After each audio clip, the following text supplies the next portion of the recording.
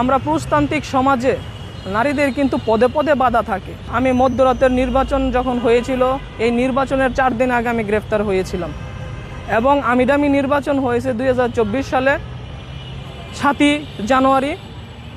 আমি এই আমিডামি নির্বাচনকে প্রতিহত করার জন্য আমরা মগবাজারে একটি প্রতিবাদ মশাল মিছিল করেছিলাম।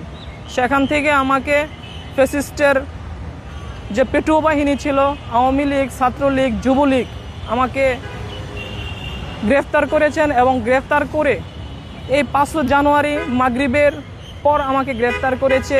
সারাটা রাত্র আমাকে যে নির্যাতন নিপীড়ন করেছিলেন, আমি আমার রাজনৈতিক দর্শনে এবং রাজনীতির নামে যে অপরাজনীতি ফ্যাসিস্ট করেছে, এটা কখনো ভোলার মতো না।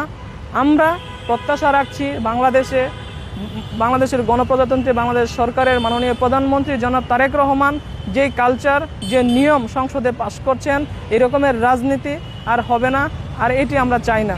প্রত্যেক রাজনীতিবিদের মাথায় রাখতে হবে, আরেক রাজনীতিবিদের সম্মান শ্রদ্ধা দিয়ে, নিয়মের মধ্যে, সাংবিধানিক অধিকারের মধ্য দিয়ে তাকে সম্মান দিয়ে রাজনীতি করতে হবে। আমরা পুরুষতান্ত্রিক সমাজে নারীদের কিন্তু পদে পদে বাধা থাকে।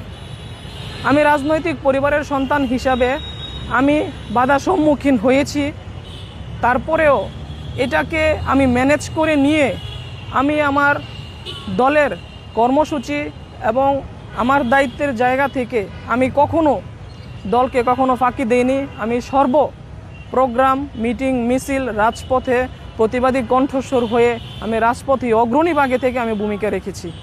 নারীদের এই বাধা বিঘ্নতা পার করার জন্য আমি নারী হিসাবে সংসদ সদস্য হতে চাই এবং এই প্রতিবাদ আমি সংসদে গিয়েও করতে চাই। নারীরা যে কোনো কিছু পারবে না, করতে পারবে না, এই বাধাগুলো যেন আমাদের সমাজে, আমাদের রাষ্ট্রে না থাকে। প্রত্যেককেই কে কি হবে এই সুযোগ যেন প্রত্যেকেই পায়, এই অধিকার নিয়ে আমি ইনশাল্লাহ আইন প্রণয়ন করব এবং সংসদে আমি কণ্ঠস্বর হয়ে তাদের পক্ষে কথা বলবো। আমি আপনাকে আগেও বলেছিলাম, এখনও বলি, আমি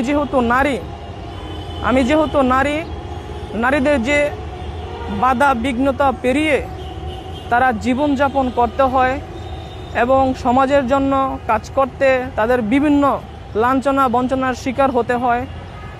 এই পিছিয়ে পড়া নারীদেরকে, শিশুদেরকে কিভাবে শিক্ষিত, মার্জিত, তাদের যে অধিকার, তাদের যে সেফটি সিকিউরিটি সুরক্ষা নিশ্চিত করার জন্য আমি সবসময় আমার জায়গা থেকে আমি সরব থাকব।